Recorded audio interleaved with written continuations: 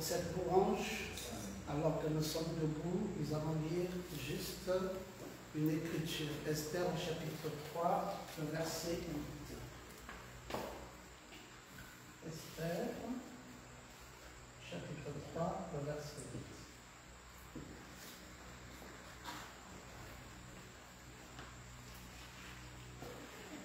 Alors, Aman disait au roi Assuérus, il y a dans toutes les provinces de ton royaume un peuple dispersé et à part parmi les peuples, ayant des lois différentes de celles de tous les peuples et n'observant point les lois du roi.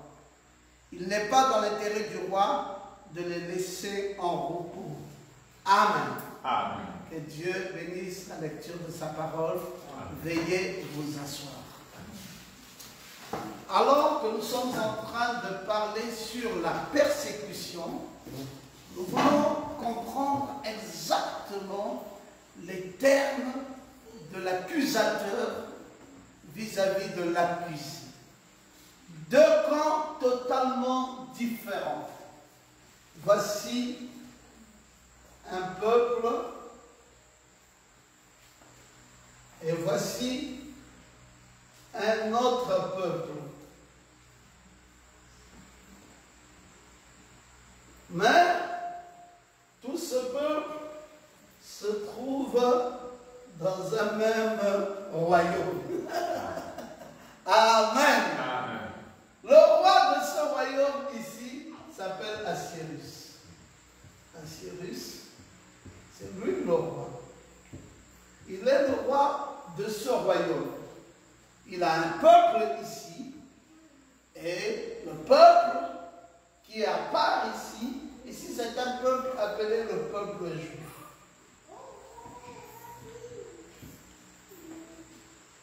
Et l'autre côté, c'est le peuple qui était à Suse, le peuple du royaume du roi Assuérus. Donc le peuple même d'Assuérus.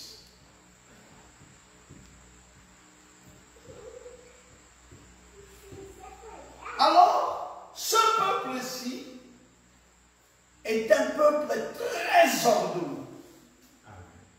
Ils ont le quintuple ministère sous eux.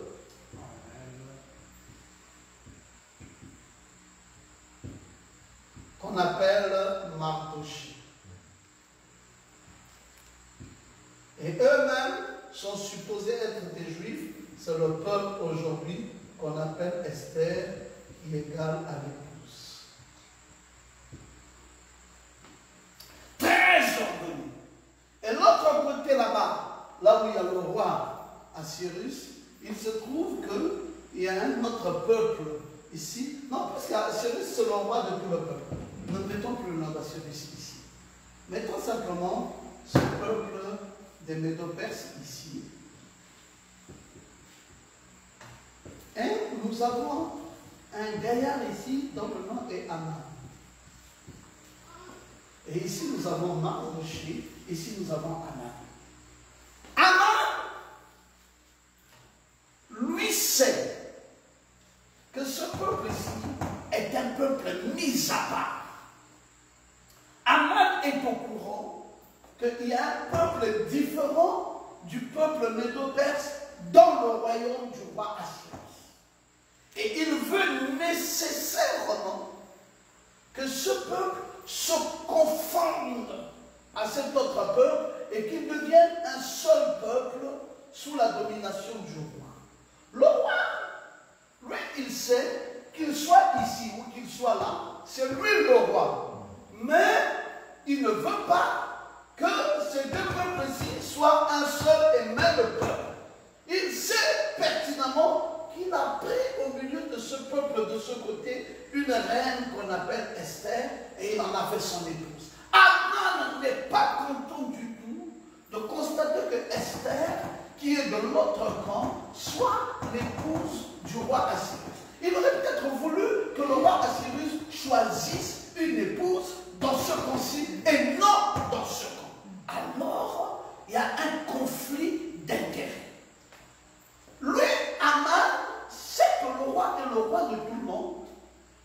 Aman, qui est supposé être l'associé du roi, n'est pas le vice-roi de tout le monde. Il est juste celui qui commande ce peuple ici, mais il n'a pas autorité sur ce peuple. Parce que ici, ce peuple ne s'incline pas devant Aman. Alors, Aman change de langage. Aman dit que si je dis au roi que ce peuple n'est pas acquis à ma cause, le roi dira, mais de toutes les façons, tu es qui d'abord pour que ce peuple-ci soit acquis à ta cause? Toi, tu es qui? Le peuple est acquis à ma cause, d'ailleurs, ma reine est là. Alors, Aman change de langage. Il dit au roi que, grand roi, il y a un problème dans ton royaume. C'est qu'au milieu de ton royaume, il y a un autre peuple à l'intérieur. Il dit, d'accord. Il dit, mais ce peuple n'est pas soumis à tes lois à toi. Il dit, comment ça?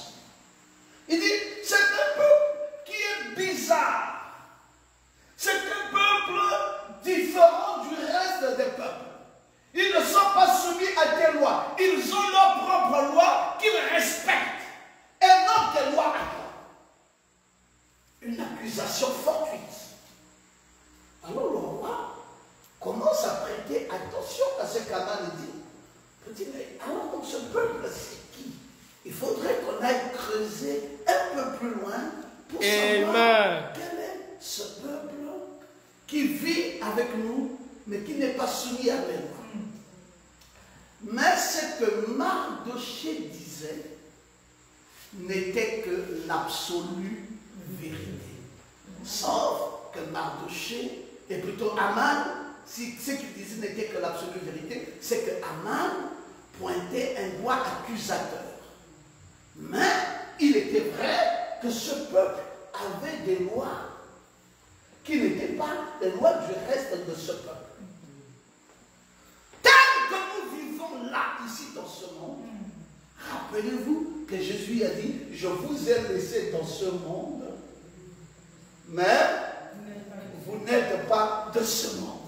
Donc vous comprenez, je vous ai mis dans ce monde ici, mais vous n'êtes pas de ce monde. Donc, étant dans le monde, vous êtes différent du reste du monde. Amen. Vous êtes simplement dans le monde, mais vous n'êtes pas de ce monde. Donc, vous êtes différents. Qu'est-ce qui fait que nous soyons différents? C'est la loi que nous observons. Vous savez, ici, on peut mettre la polygamie. On dit à ceux-ci, et vous prenez la polygamie, ils disent non, nous jamais. Nous, c'est la monogamie. On dit, mais nous aussi ici, nous avons la monogamie. Il dit, oui, vous avez la monogamie plus la polygamie. Mais nous n'avons que la monogamie. Or, donc quand il y a un mariage dans votre église, personne ne peut lever la main pour dire je me marie sous le régime polygamique. C'est interdit chez nous.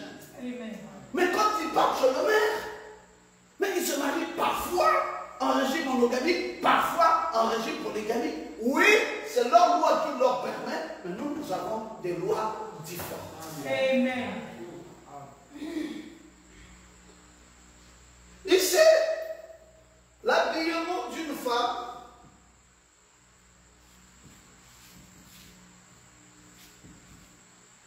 est mixé. L'habillement est mixé. Mais ici, il n'y a pas d'habillement mixte. C'est-à-dire habillement femme, habillement femme et habillement homme. Les femmes ici s'habillent en jupe longue.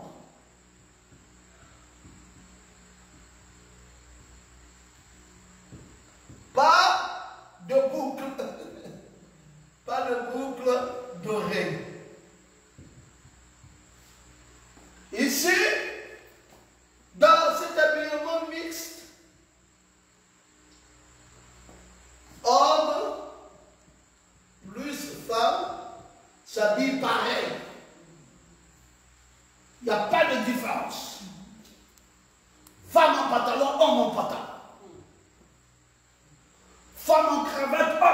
différentes. Femmes en costume, hommes en costume.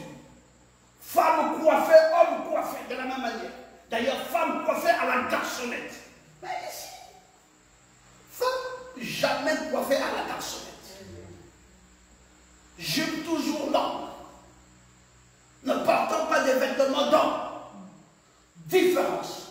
Mais comment faites-vous pour être dans ce monde, mais être différent de ce monde? Ici, il y a les bagarres. Dites un peu Amen. Amen. Ici, pas de bagarre. Il n'y a pas ça. Ici, il y a non seulement les bagarres, il y a même les insultes. Ici, pas d'insultes. Ici, il y a la boisson alcoolisée. Ici, pas de boisson alcoolisée.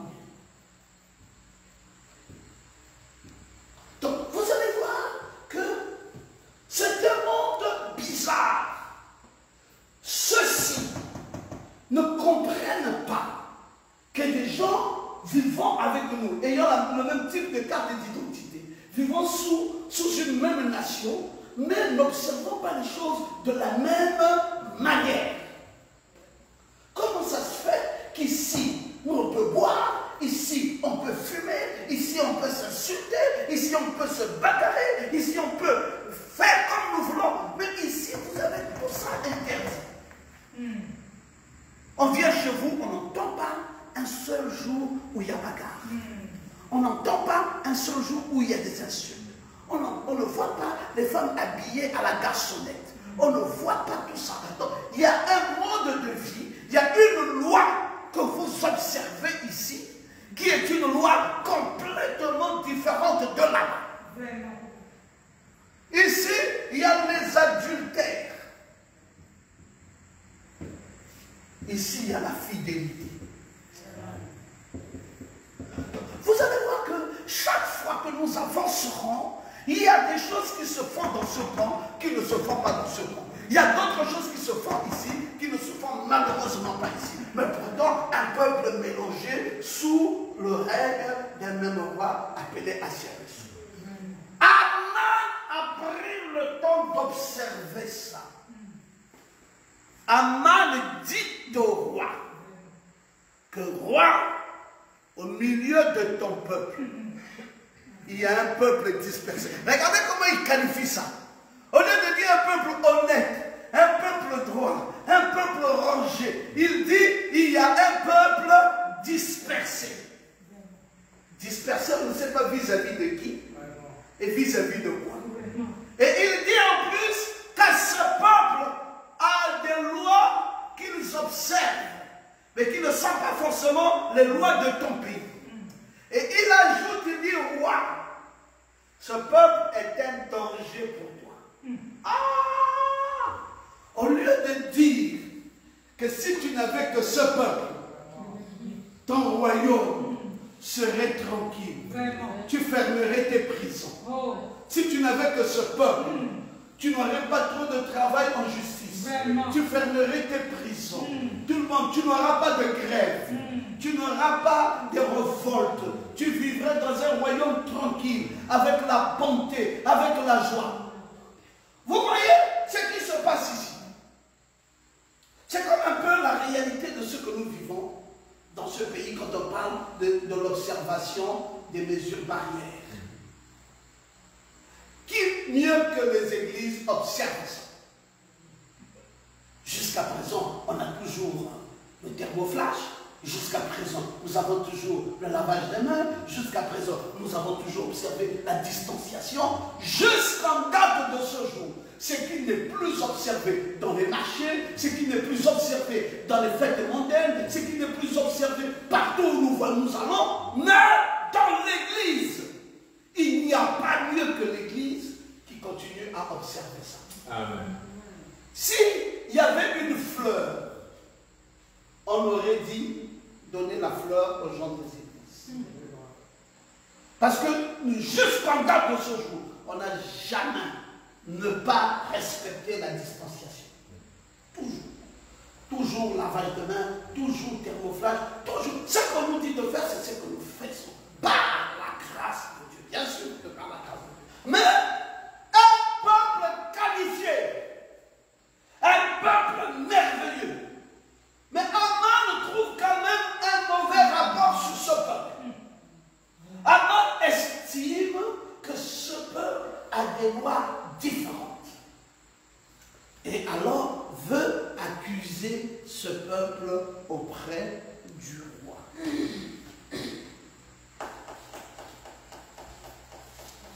Les caractéristiques du peuple saint.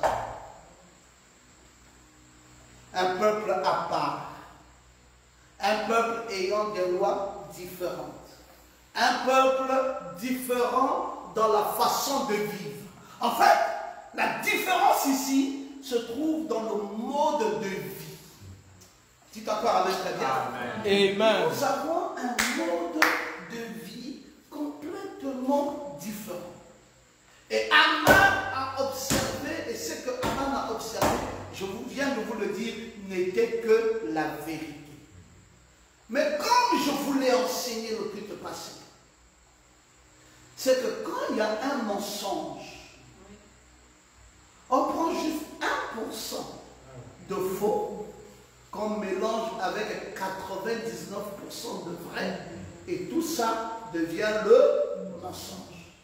Ce qu'Aman a présenté là était vrai. Mais après, il va ajouter, n'observant pas les lois du roi. Voilà ce qu'il a ajouté. Il a dit, comme au jardin d'Éden, quand le serpent avait dit, vous ne mangerez point. Et là encore, il a ajouté la négation.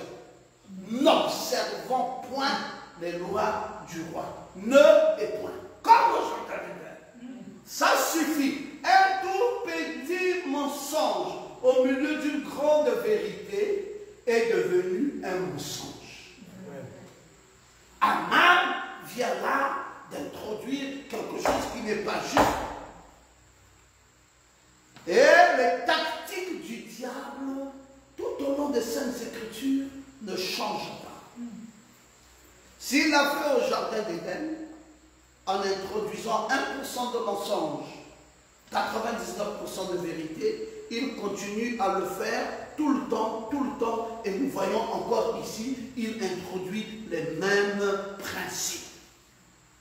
C'est pour ça qu'il est dangereux de suivre la vérité, la totalité de la vérité dans ces jours-ci.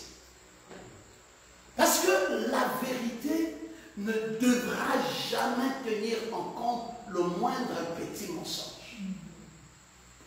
La vérité, elle doit rester vérité à 100%. Quelle est la dénomination qui tiendra devant ça? Comment tenir devant la vérité à 100%? Ils vont brancher. L'aigle, lui, quand il est engagé dans sa foi, il vérifie de façon scrupuleuse où se tient la vérité. On nous a dit ici que nous avons Dieu, nous avons un prophète majeur,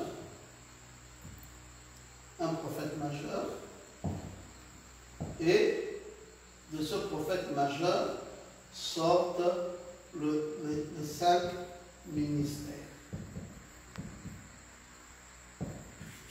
parmi lesquels les prophètes mineurs,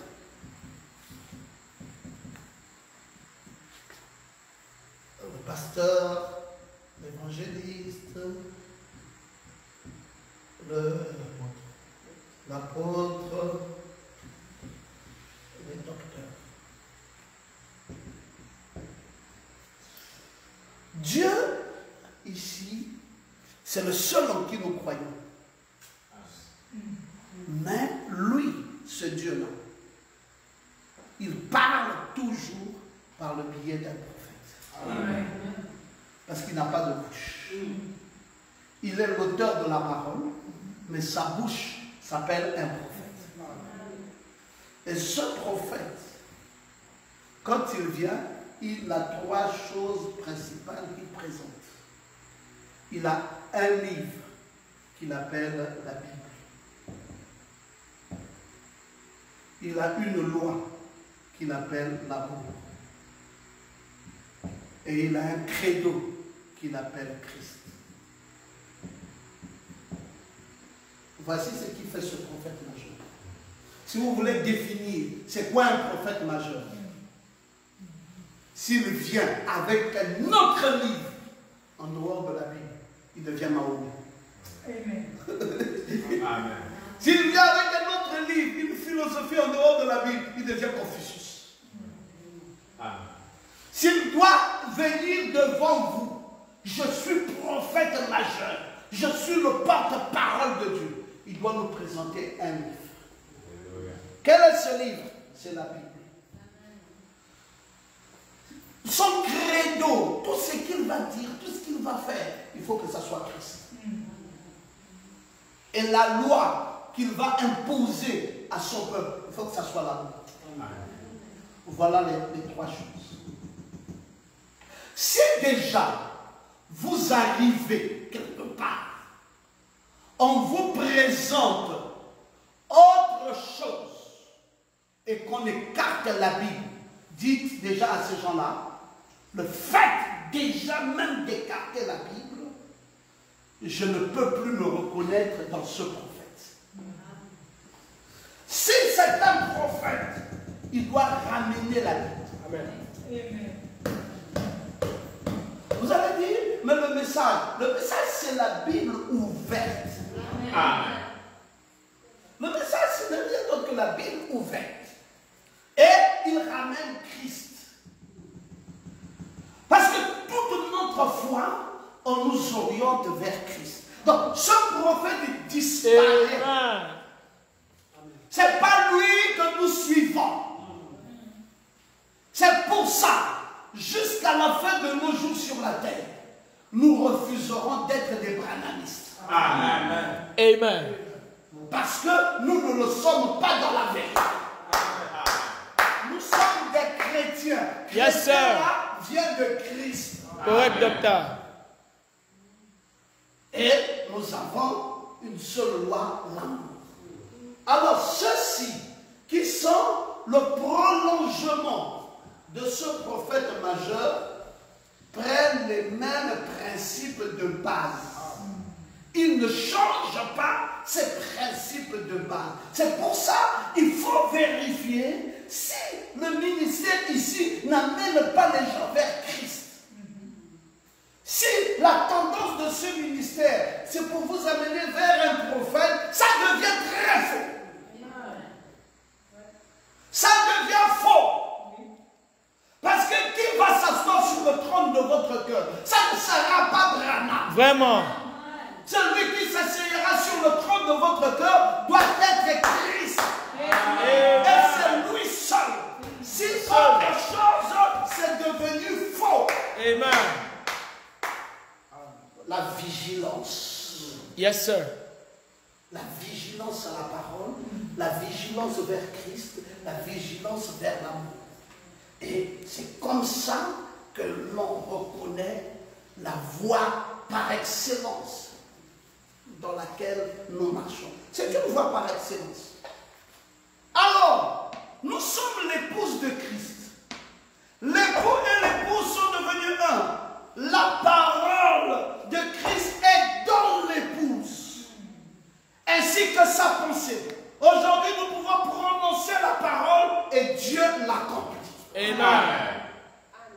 Nous ne faisons pas, nous prononçons la parole et Dieu l'accomplit. Pourquoi sommes-nous arrivés à un stade où nous pouvons prononcer la parole? Mais parce que Christ et l'épouse sont devenus un. Amen. C'est formidable. Le 7e sceau. C'est l'épouse cachée à l'intérieur. Christ est là dans l'épouse. Maintenant, ce que nous voyons, c'est l'épouse rendue manifeste. Voilà la vérité de nos jours.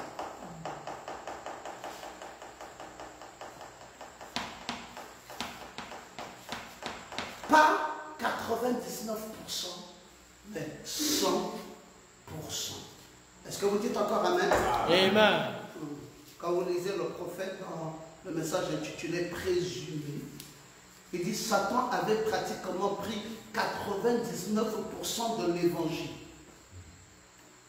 que Dieu avait annoncé à Ève.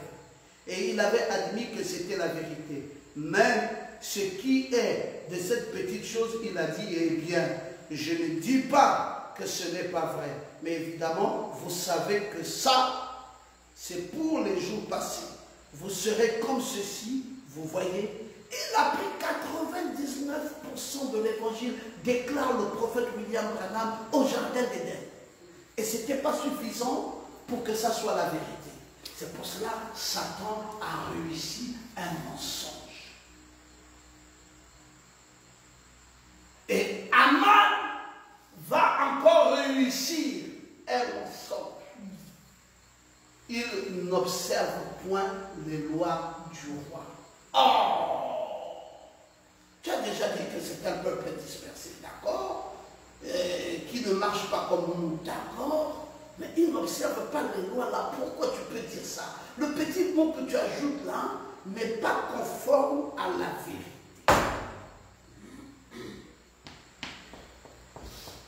Branham dit, dans la vraie vie et la fausse vie, il dit, la plus grande histoire jamais contée, le plus grand mensonge jamais dit, c'est celui qui a plein de vérité. Plein de vérité. Maintenant, le plus grand mensonge jamais dit est celui de Satan à Ève. Il avait plein de vérité. Mais quand on dit quelque chose qui est vraiment directement un mensonge, vous ne croiriez pas. Vous en savez mieux. Mais que cela est arrivé au point où il y a 99% de vérité et 1% de mensonge. C'est le genre là qui séduit. Amen. Frère Branham dit c'est le genre de mensonge là qui séduit. Cette sorte où vous devez surveiller ce type. C'est à cela que le diable est bon. Il a tout dit à Ève selon la vérité, sauf une seule chose.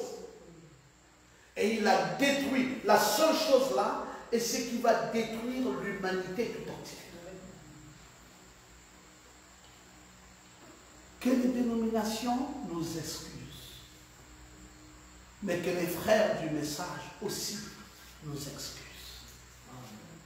Aujourd'hui, si on te dit à toi, repars dans la dénomination, tu ne vas pas repartir.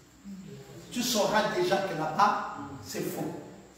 Mais attention, tu peux encore te tenir dans le message et bouger un peu pour que tu ne sois plus dans la vérité. Yes, sir.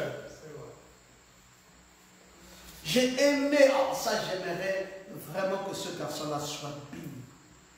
J'ai aimé ce qu'il a dit dernièrement. Il a dit, bon, nous avons des prophètes, un prophète parlé par le grand prophète confirmé. Il dit, c'est magnifique. Mais si ce prophète-là est devenu un prophète majeur, qu'il prêche l'ordre de l'Église et qu'il nous dise, n'écoutez plus ce prophète ici, voici le nouvel ordre de l'Église. Quand le culte commence, 2, 3 cantiques, vous vous asseyez, vous appuyez plein et vous écoutez. Il dit, simplement ce que j'attends de lui, c'est ça. Pour que nous tous, nous fassions maintenant comme ça. J'ai dit, gloire à Dieu mon frère. Dieu te bénisse. Moi aussi, c'est ce que j'attends. Quand on dit que l'ordre de l'Église, il dit parce que jusqu'à présent, nous n'avons eu que 2 ordres de l'Église. Celui de 58 et celui de 63. Et les 2 ont dit, voici comment le culte va se passer. 2 ou 3 cantiques et on introduit le pasteur, il monte à la chaîne et il prêche l'évangile. Il dit, bon, si ça doit changer, parce que ça peut changer avec l'arrivée d'un autre prophète, ça peut changer. Alors que ce prophète-là annule simplement ce prophète ici. Qu'ils disent que c'est moi désormais le nouveau prophète et voici ce que moi je vous dis. Il dit ça, cette équation est claire et nette. Nous allons tous abandonner le prophète que nous avons tous appelé prophète et nous allons le suivre. Mais si c'est pour nous dire que c'est toujours le prophète là, mais l'ordre a changé. Ah là, s'il y avait 1200 messages, il y a maintenant 1201 messages. Alors le un message là vient de qui? Pour que nous écoutions ça, pour que nous observions ça. Ça veut dire que la Bible n'était pas totalement ouverte, elle était à moitié ouverte. Amen. Presque entièrement ouverte. Il restait un détail, et c'est ce détail-là que tu nous as apporté pour que nous rentrions dans le nouveau système. Donc vous voyez, c'est subtil. C'est juste une petite chose, mais dans laquelle vous pouvez glisser sans attention. Et après, vous annulez complètement toute votre foi. Yes, docteur. C'est d'où l'importance de veiller sur le 1% là. C'est petit, mais ça a amené le monde entier à la mort. Et c'est subtil. Et c'est ça que Branham dit ici. Il dit, s'il vient avec trop de mensonges, ça vous saurez ça. Mais il va venir avec une toute petite chose. Et là, la toute petite chose-là peut faire comme si c'était vrai. Amen. Et vous pouvez manquer d'attention et vous glisser dessus. Et c'est ça, la sensibilité de la foi de nos jours. C'est cette sensibilité de la foi de nos jours. D'où la nécessité de veiller, mais vraiment alors de veiller. Un mensonge dans l'unité d'un seul Dieu, dans une seule vraie Église. Frère Branham dit, les fausses choses sont très séduisantes. Il dit, les fausses choses sont très séduisantes. Et un mensonge, s'il est ouvertement exposé comme un mensonge manifeste, n'importe qui peut alors le détecter. Mais ce mensonge qui contient environ 99% de vérité, voilà ce qui séduit. C'est ça la fausse chose qui est très séduisante. Celle qui est très séduisante là, c'est celle qui contient 99% de mensonges.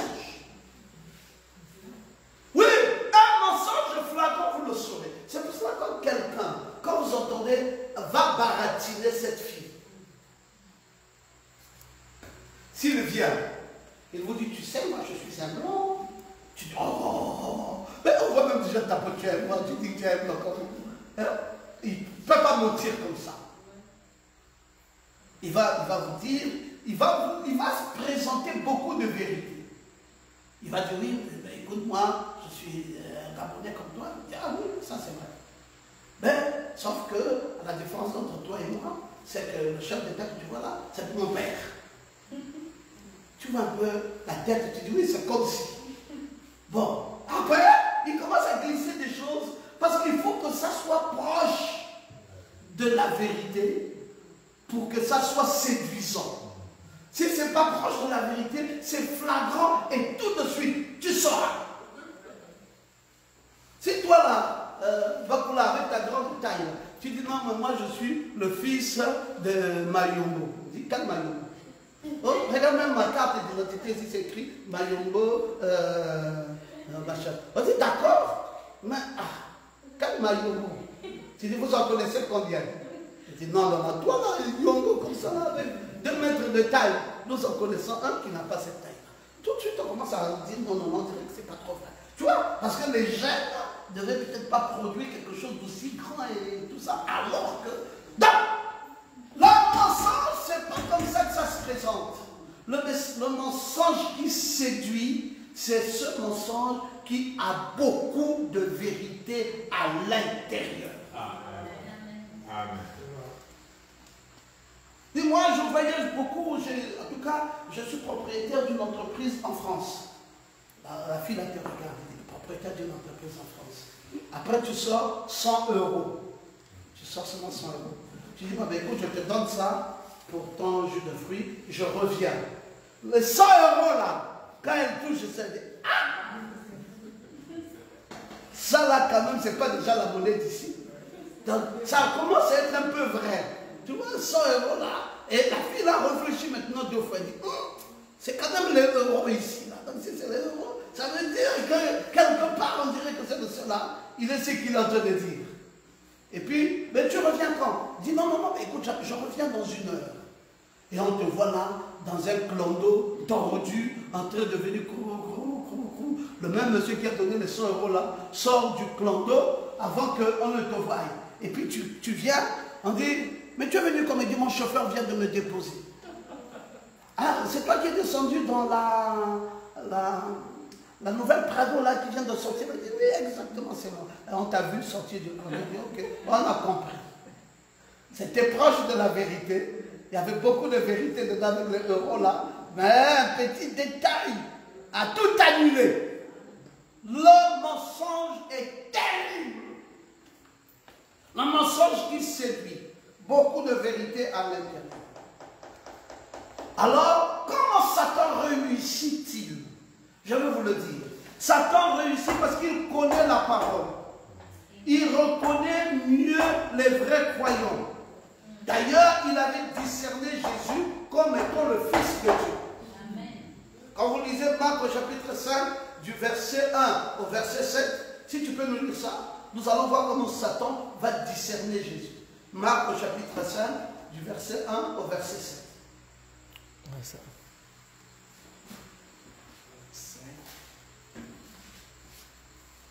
Marc 5, 1 à 7. Marc 5, 1 à 7. Ils arrivèrent à l'autre bord de la mer. Ils arrivèrent à l'autre bord de la mer. Dans le pays des Gadaréniens. Là où le fou de Gadara s'y trouvait. Aussitôt que Jésus fut hors de la barque. Quand Jésus est sorti de la barque. Il vint au-devant de lui un homme. Il va au-devant de lui un homme. Sortant des sépulcres. Un possédé. Sortant des sépulcres. Et possédé d'un esprit impur. Il avait beaucoup de mauvais esprits sur lui. Cet homme avait sa demeure dans les sépulcres. Un démon qui vivait dans les sépulcres. Et personne ne pouvait plus le lier. Personne ne pouvait le lier, tellement oué par le diable. Même avec une chaîne. Même la chaîne ne pouvait pas l'arrêter. Car souvent il avait eu des fers aux pieds. Il avait même des fers aux pieds. Et avait été lié de chaînes. Lié de chaînes. Mais il avait rompu les chaînes et brisé les fers. Il était possédé, comme dit la Bible, des démons sur le plein. Et personne n'avait la force de le dompter. Personne, un démon manifesté dans la chair. Il était sans cesse, nuit et jour dans les sépulcres. Il vivait là dans les tombeaux. Et sur les montagnes. Et dans les montagnes. Criant et se meurtrissant avec des pierres. Il se blessait lui-même avec les pierres. Possédé. Ayant vu Jésus de loin. Quand il a vu Jésus. Il a couru vers prosterna devant lui. Il s'est prosterné devant Jésus. Et s'écria d'une voix forte. Il a crié d'une voix forte. Qu'y a-t-il entre moi et toi? Qu'y a-t-il entre moi et toi? Jésus, fils du Dieu très haut. Fils du Dieu très haut. Vraiment. Vous pensez que les démons ne vous connaissent pas? C'est une erreur. Vraiment.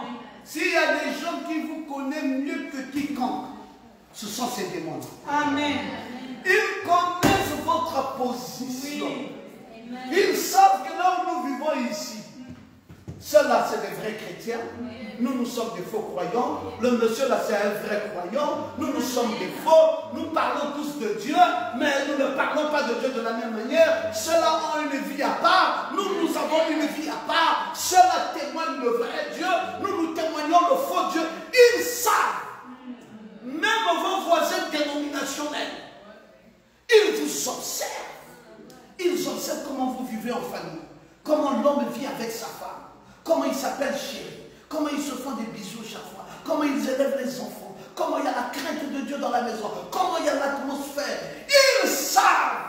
Même les démons savent. Les démons ont appelé Jésus fils du Dieu très haut. Si vous voulez savoir les démons appelaient Paul un envoyé de Dieu. Va Actes au chapitre 16, tu vas voir ça. Ils connaissent qui vous êtes.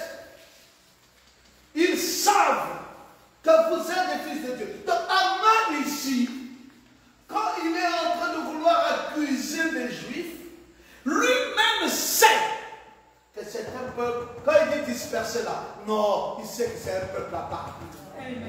C'est un peuple mis à part. Ils sont différents de nous. Ils sont différents de nous. Est-ce que tu peux lire le verset 16? Acte 16, 16.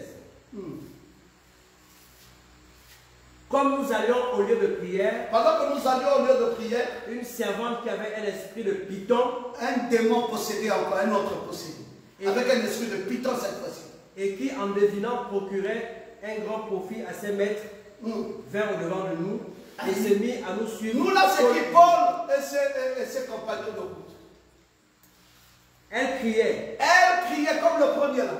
Ces hommes sont les serviteurs du Dieu très haut. Oh. Il dit ces hommes, malgré l'esprit de python qui est sur elle, il dit ces hommes là sont des serviteurs du Dieu très haut. Dites encore amen. On vous connaît. Amen. Même la foi que nous professons là, vous dites que nous sommes les gens du message. Vous pensez que même les gouvernants vous connaissent? Si vous leur interrogez dans la République où nous sommes là, où se trouveraient les vrais serviteurs, ils vous diront les vrais serviteurs sont les gens qui croient que Branham est prophète. Ils vont vous dire les vrais croyants sont ceux-là qui croient. Vous savez, c'est maintenant que nous avons tellement déteint l'image du message. Le message avait une renommée dans beaucoup de pays. On faisait même des communiqués au nom du message. Tu vois quelqu'un qui dit je veux une ménagère, mais qu'elle soit du message. Parce qu'on savait que si vous avez une ménagère, fille du message, vous pouvez laisser votre argent là. Ça ne se perdra pas. Le message avait un témoignage. Nous avons un frère qui est parti d'ici du Gabon pour la France. L'armée l'avait envoyé. Il est arrivé, nous parlons dans les années 80. Il a cherché une adresse et il a trouvé une adresse d'une famille qui était dans la foi. Une famille française qui était dans la foi. Il les a appelés. Après, il dit, je suis un peu en congé pendant une semaine avant qu'on le reprenne. Et donc, j'ai eu votre adresse, je suis venu chez vous. Il dit, mais nous allons en vacances. Et le frère lui dit, bon, mais vraiment désolé, tout ça, je vais me débrouiller autrement, je vais chercher un hôtel. Il dit, non, mon frère, du fait que vous soyez du message et que vous confessez le même Dieu que je confesse, suffit pour moi de vous laisser à la maison avec tout ce qu'il y a dans la Il dit, ils sont partis, ils sont revenus, ils n'étaient pas inquiétés un seul instant qu'ils vont trouver une chose a disparu, une autre chose a disparu. C'était la confiance totale. Et je vous dis que c'est comme ça que nous fonctionnons dans le message dans les années 80. On a laissé beaucoup de péchés impunis. À force de tolérer, maintenant nous cohabitons avec le diable dans le message. Mais ce n'était pas possible dans les années passées. Le diable il connaît qui est fils de Dieu. Parce qu'un vrai fils de Dieu, vous ne l'êtes pas par la simple confession de bouche. Non. Vous êtes un vrai fils de Dieu par un caractère, par une nouvelle naissance, par une vie, par un témoignage. Est-ce que je peux vous entendre dire amen? Un fils de Dieu par un témoignage, par une vie, par un comportement, par une façon d'être. La loyauté, c'est vous. La fidélité, c'est vous. Le meilleur comportement, c'est vous. La droiture, c'est vous. Vous êtes droit comme une règle. Vous êtes juste. Vous ne biaisez pas. On peut faire confiance. Même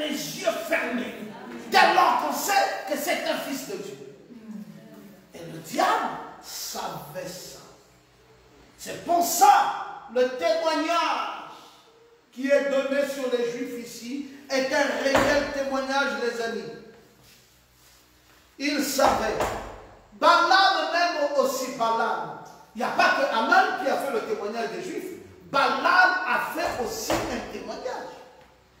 Il dit, c'est un peuple qui a sa demeure à part, qui ne fait point partie des nations. Si tu lis Nombre au chapitre 23 et que tu lis le verset 9, tu vas retrouver le témoignage, la description que Balaam fit du peuple de Dieu. Un témoignage réel. Oui. Dieu vint à Balaam et dit. Dieu vint à Balaam et dit. Qui sont ces hommes que tu as chez toi? Qui sont ces hommes que tu as chez toi? Balaam répondit à Dieu. Balaam dit à Dieu. Balak, fils de Tsippor, Balak, fils de Tsippor, roi de Moab, les a envoyés pour me dire. Les envoyés. Voici un peuple est sorti d'Égypte. Voici un peuple est sorti d'Égypte. Et il couvre la surface de la terre. Il couvre la surface de la terre. Israël. Viens donc, maudis-le. Viens, maudis-le. Peut-être ainsi pourrais-je le combattre et le chasserai-je. Peut-être que quand tu l'auras maudit, Balaam, moi je pourrais les chasser. Dieu dit à Balaam. Dieu dit à Balaam. Tu n'iras point avec eux. Tu n'iras point avec eux. Tu ne maudiras point ce peuple car il est béni. Ce peuple. Parce que ce peuple est comment? Béni. C'est un peuple béni. La bénédiction. Ta bénédiction ira où avec un peuple comme ça? Tu ne peux pas les maudire. C'est un peuple béni. Je voulais donc pour ce soir que vous sachiez que vous êtes un peuple à part. Amen. Quelles que soient les pressions de ce monde, montrez votre nature d'un peuple mis à part. Amen. Montrez votre nature d'un peuple que Dieu a mis à l'écart. Vous savez, cette année, je continue à revenir dessus pour vous dire que c'est une année compliquée. Chacun doit montrer ses couleurs. Tu es un peuple, tu es quel peuple? Il faut que tu sois à part. Il faut que tu sois un peuple à part. Tu vas faire cette lecture-ci. Tu n'es pas fatigué, j'espère? Non. Vas-y, cette fois-ci, elle sera un peu plus longue. 2 Corinthiens, au chapitre 6, le verset 14 à 18. Je vais terminer avec ce texte. Parce que j'aimerais que nous sachions quel peuple nous sommes. Au milieu de ce genre, nous ne sommes pas pareils à nous. Nous sommes un peuple à part. Ils voudront nous persécuter. Ils voudront témoigner des choses. Mais au fond d'eux, ils savent qui nous sommes. Amen. 2 Corinthiens 6, versets 6 à 18. D'accord. Par la pureté, par la connaissance, par la longanimité. Non, tu vas commencer par le verset 14, j'ai dit. 2 Corinthiens 6, 14 à 18. Ne vous mettez pas voilà avec les infidèles. Ne vous mettez pas avec les infidèles. C'est quoi? 2 camps. Dites Amen. Amen. Les infidèles sont dans un camp et vous, vous êtes dans un autre camp. Ne vous mettez pas avec eux. Il n'y a pas de mélange possible. Sous un joug étranger. Ne vous mettez pas sous un joug étranger. Car quel rapport y a-t-il entre la justice et l'iniquité? Quel rapport y a-t-il, même si nous sommes dans le même rapport, entre la justice et l'iniquité? Ou qu'y a-t-il de commun entre la lumière et les ténèbres? Qu'y a-t-il de commun entre la lumière et les ténèbres? Quel accord entre... Non, attends, on écrit. Entre la lumière et les ténèbres. Et les ténèbres. Quel rapport? Continue. Quel accord y a-t-il entre Christ et Bélial? Non, les infidèles. Ok. Ne vous mettez pas avec les infidèles sous un joug étranger. Les infidèles sous un joug étranger, parce que là il y a les fidèles. Car quel rapport y a-t-il entre la justice et l'iniquité? La justice est ici, l'iniquité est là. Entre la lumière et les ténèbres. Entre la lumière et là, les ténèbres sont là. Entre Christ et Bélial. Christ est ici, Bélial là. Ou quelle part a le fidèle avec l'infidèle? Fidèle, infidèle. Quel rapport y a-t-il entre le temple de Dieu et les idoles? Temple de Dieu. Idole.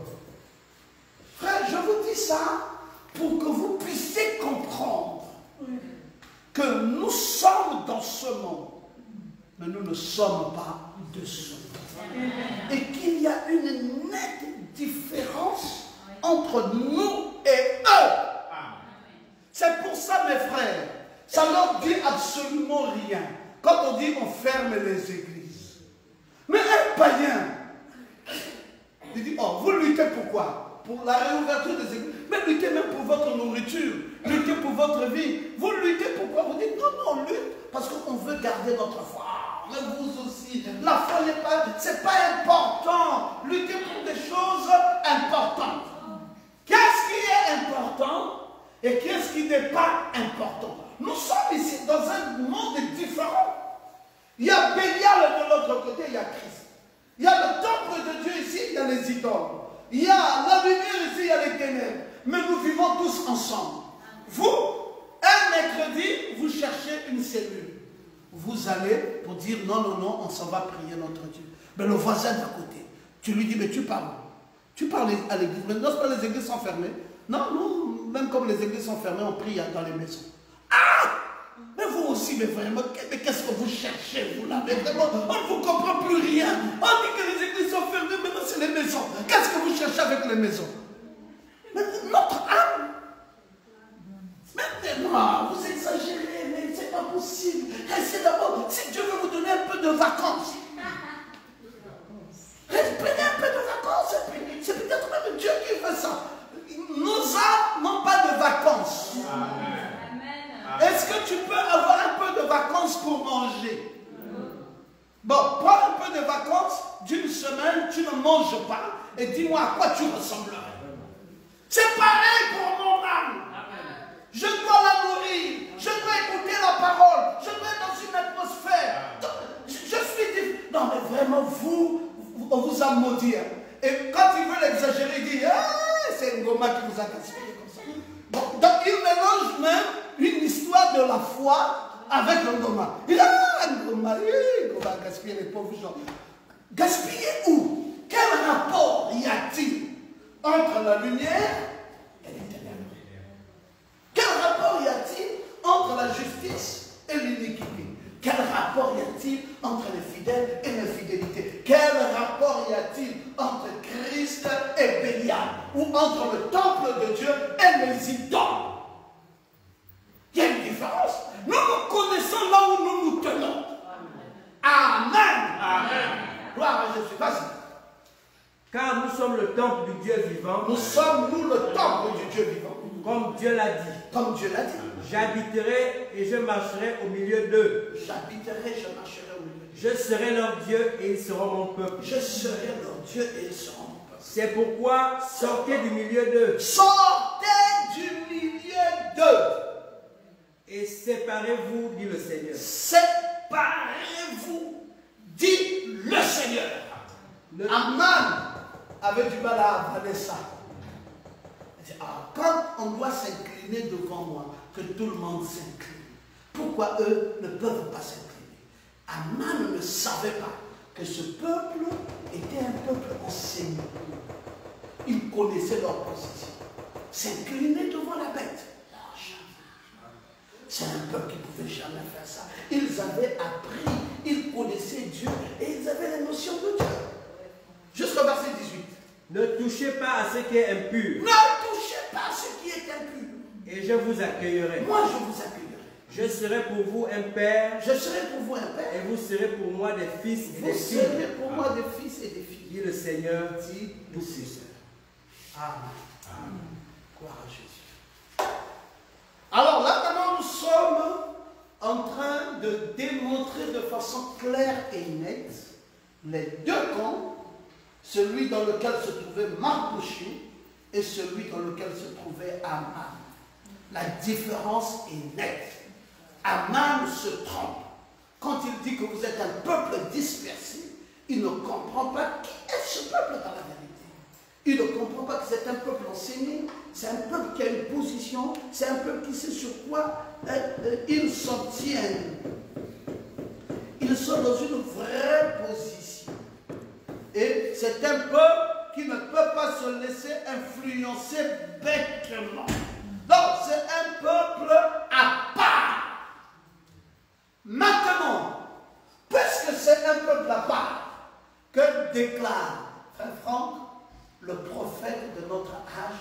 au sujet de nous qui sommes à part avec cela, suivant le prophète.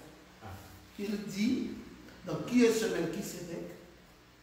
Vous m'avez entendu dire que j'étais un ségrégationniste. Oh, dites un peu Amen. Amen. Un quoi? Un ségrégationniste. Et frère Branham dit, c'est vrai. Tous les chrétiens sont des ségrégationnistes. Non pas à cause de la ségrégation de couleur, mais à cause de la ségrégation d'esprit. Nous sommes des ségrégationnistes. Je vais écrire ça. Ségrégationnistes. Vous m'avez entendu que j'étais un ségrégationniste. Le prophète de Dieu dit, c'est vrai. Maintenant, quel type de ségrégation? Est-ce que c'est la ségrégation des couleurs? Il dit non. C'est une ségrégation d'esprit. C'est pour ça un croyant ne peut pas épouser un non-croyant. Amen. Amen. Vous savez dire à un croyant, mais il y a une païenne, elle est belle, elle est jolie, épouse-moi. Oh, jolie. Si vous voyez un frère qui va épouser une femme parce qu'il a suivi la beauté, ce frère-là lui-même est diabolique. Amen. C'est un frère qui a des démons en lui. Il n'est pas né de nouveau. Alors il est païen, c'est la raison pour laquelle il veut une païenne. Si tu es chrétien, dans ton âme, tu ne peux plus choisir un frère à cause de sa beauté. Tu ne peux plus choisir une femme à cause de sa beauté. Tu ne peux même pas la choisir à cause de ton ethnie. Oh non, parce que nous sommes de la même région. Oh non, nous les binômes on marche. Oh Marie les binômes. Oh mais attends, vous êtes des fous quoi. Binômes c'est quoi? Dans le royaume ici, il y a encore les binômes, il y a encore les femmes, il y a encore tout ça. Ça n'existe pas. Amen. Notre ségrégation est une ségrégation d'esprit. Et non de couleur, ni de pays, ni de région. Nous ne sommes pas des ségrégationnistes par rapport à une région, par rapport à un pays ou par rapport à une couleur. Nous sommes des ségrégationnistes par rapport à l'esprit. Amen. Je veux que quelqu'un dise Amen. Amen.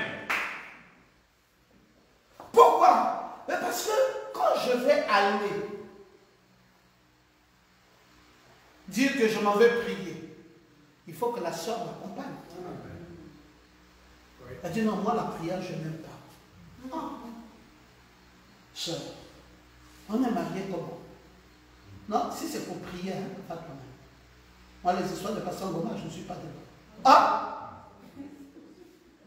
Est-ce que c'est une histoire de Pasteur Ngoma? Bon, c'est quelle nature tu as? Tu ne peux pas m'accompagner dans la prière. Vous savez, il y a des épreuves grandes qui arrivent dans la vie des enfants de Dieu.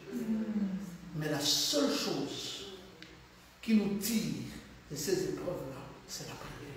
Amen. Quand le diable attaque une famille ou attaque une maison, vous ne pouvez pas savoir le genre d'attaque c'est. Mais qu'est-ce qui va vous tirer de là? C'est la prière. Alléluia. Mais si vous ne priez pas, vous allez vous noyer dans les problèmes.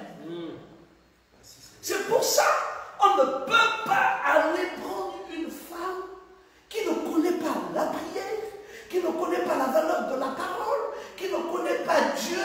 On va vivre avec elle comment? Dans le monde dans lequel nous sommes, si la prière n'y est pas, nous allons nous en sortir de quelle manière? Il nous faut prier, il nous faut être dans le même sens. Il faut aimer la parole, il faut aimer Dieu. D'où la ségrégation. Les ségrégationnistes d'esprit que nous sommes, même si dans notre propre maison, un enfant décide qu'il ne veut plus de l'église, il veut vivre dans le monde, on le chasse de la maison. Il dit, mais comment moi, je suis votre fils, je suis... Non, tu n'es pas... Regarde, il y a des priorités chez nous. La priorité, c'est que nous soyons unanimes d'esprit. Oui.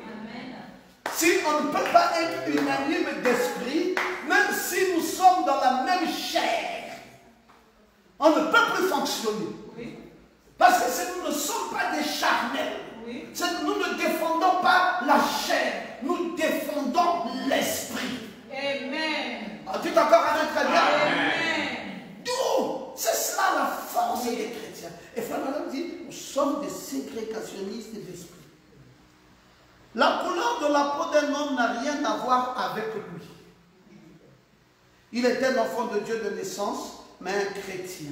Dieu dit, séparez-moi, sortez du milieu d'eux. Il était ségrégationniste vis-à-vis de la corruption entre ce qui est juste et ce qui est faux. Dites Amen. Amen. Un ségrégationniste, mais moi aussi, tout chrétien est un ségrégationniste. Dieu sépare son peuple de tous les autres. Le prophète de Dieu dit, que dites-vous que c'est? Il dit, Dieu sépare son peuple de tous les autres. C'est ça notre ségrégation. C'est pour cela, frère, dans la vérité, nous vivons entre nous ici.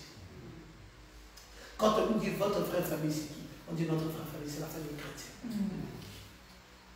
Ceux qui nous connaissent le mieux, ce sont nos frères en Christ. Ceux qui nous visitent le plus, ce sont nos frères en Christ. Ceux qui nous soutiennent le mieux, ce sont nos frères en Christ. Notre famille la plus proche, c'est notre famille chrétienne. Le reste là, c'est des familles de nom. Frère, ayez un problème, vous allez comprendre que la famille chrétienne est celle qui est plus proche que la famille du reste. C'est ça que nous défendons.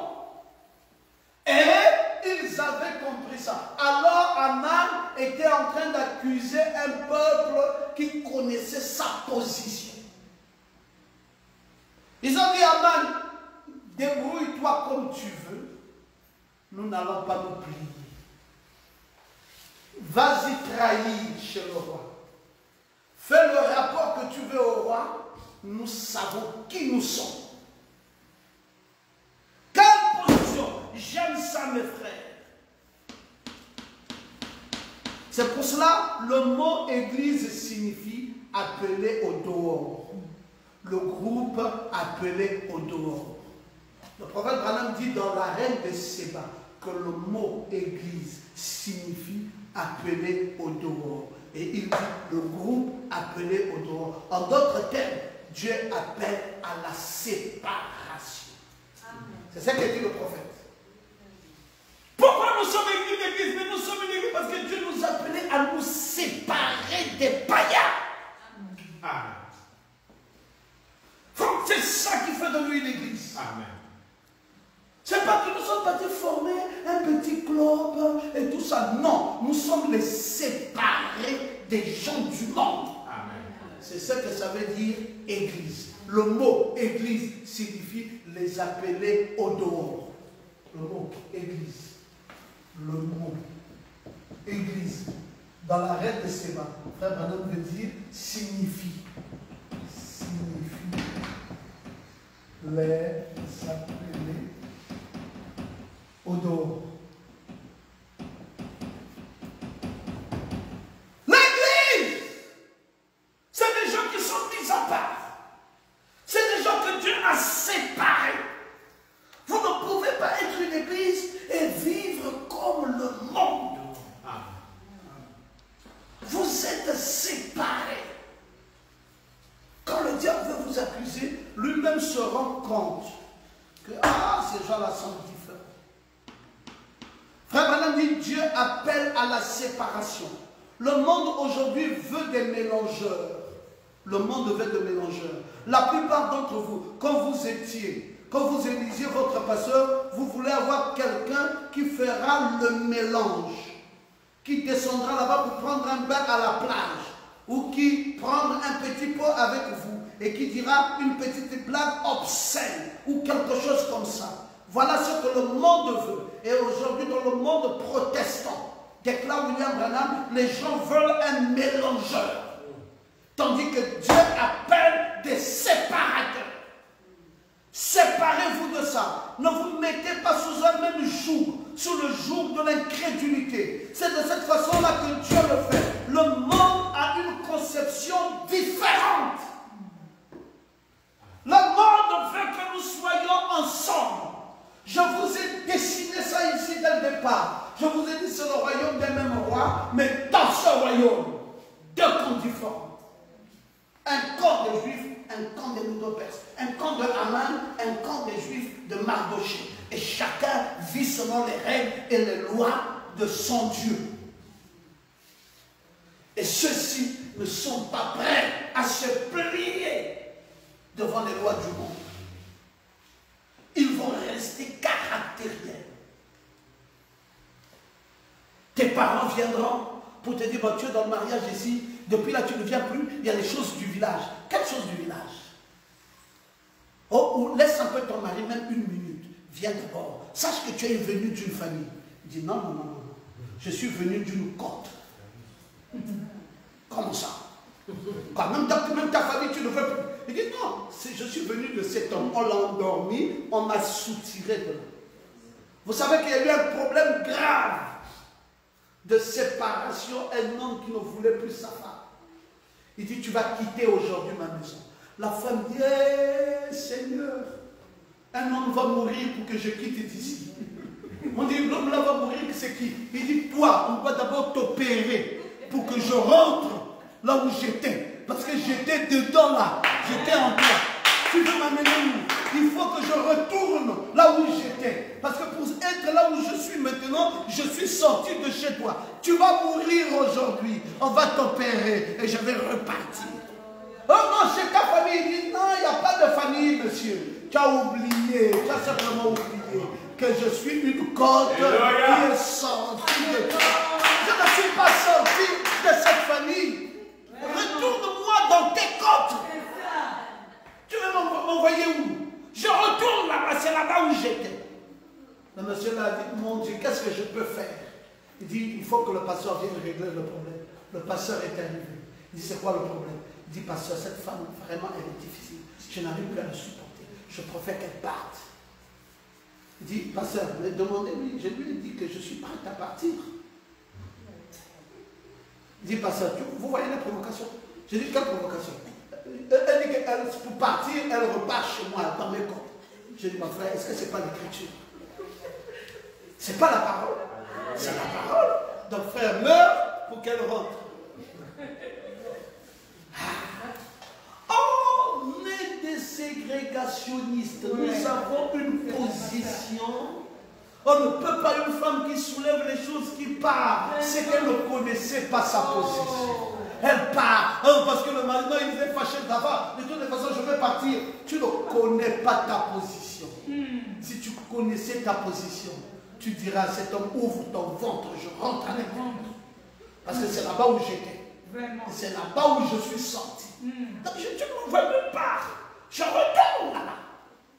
La position de la parole. Amen. Le monde doit se fatiguer de nous. Ils nous amènent dans leur fête, on ne boit pas. Ils nous amènent dans leur fête, on ne danse pas leur musique. Ils nous amènent dans leur histoire. Donc on est intrépide. Ça veut dire que dès qu'ils commencent à faire nous pourquoi c'est une fête. Nous on commence à soulever nos sacs, on est parti. On dit, mais pardon, c'est fini la fête. Il dit, c'est ça là que vous avez mis là qui m'a chassé. Il dit, ah, mais tu es venu à peine, tu pars à peine. Oui, je pars, je suis là, tout en respectant mes principes. Donc il y a des choses que j'accepte, il y a des choses que je n'accepte pas. Parce que la musique là, que vous allez me mettre dans la tête là, cette musique peut me déformer. Vous savez, quand un démon rentre, il ne rentre pas, il rentre de façon subtile. C'est parfois juste une petite musique. Après, c'était déjà un démon qui est allongé. Tu commences à dormir, tu rêves maintenant que tu danses avec une femme. C'est l'histoire que tu as vécue à la fête. Oui. Après, un autre démon va encore venir. Quand il sera déjà 5 démons, tu ne peux plus contrôler ces démons. Et tu vois que ta vie commence à aller dans tous les sens. Dans tous les sens. D'où le caractère de fils de Dieu. la position de fils de Dieu. Oh, c'était un glorieux message de sanctification. Que Jésus soit loué, que Jésus soit béni. Nous allons nous mettre debout pour honorer Dieu et honorer sa parole. Gloire à Jésus. Si je donne ma vie, je la donne à toi, Seigneur. Merci, mon Seigneur. Oh, si je donne ma vie, je la donne à toi, Seigneur. Alléluia. Si je donne, oh, je la donne à toi. Ma position, Jésus, si je donne, oh, je la donne à toi, Seigneur. Si le diable se présentait pour te donner le péché, je refuserai, mon frère, car ma position est en Jésus. Alléluia, si je donne, oh, je la donne à toi, Seigneur. À Jésus je donne, si je donne, oh, je la donne à toi, Seigneur. Oh, si je donne ma foi, je la donne à toi, Seigneur. Oui, si je donne mon âme, je la donne à toi, Seigneur.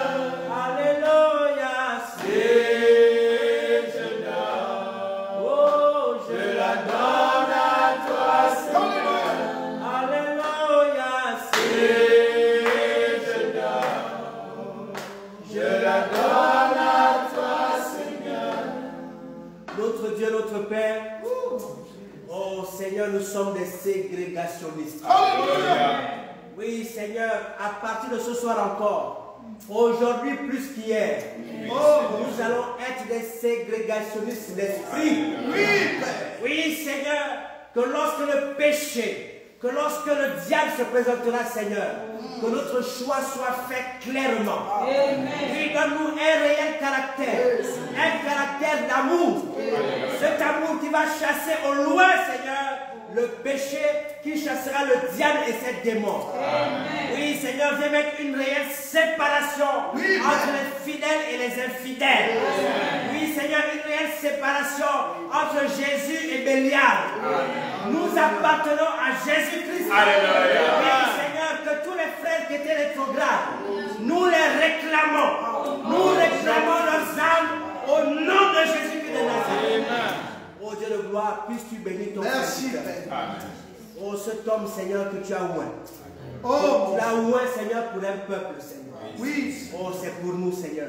C'est une grâce étonnante. Alors que nous sommes arrivés, Seigneur, dans ce moment glorieux, puisses-tu bénir cette maison. Bénis toutes les cellules, Seigneur. Bénis les officiels, Seigneur. Bénis toute l'assemblée ciel, le beau Seigneur. Et que ton peuple se lève comme le peuple d'Israël. Oui, Seigneur, que cette trompette retentisse et que chacun entende et écoute le son, Seigneur, qui retentit. Oh Dieu de gloire, nous voulons t'acclamer, nous voulons te louer, nous voulons te célébrer, nous voulons élever ton nom, oui Seigneur, et prier dans le puissant nom de Jésus-Christ notre Sauveur. Amen. Amen.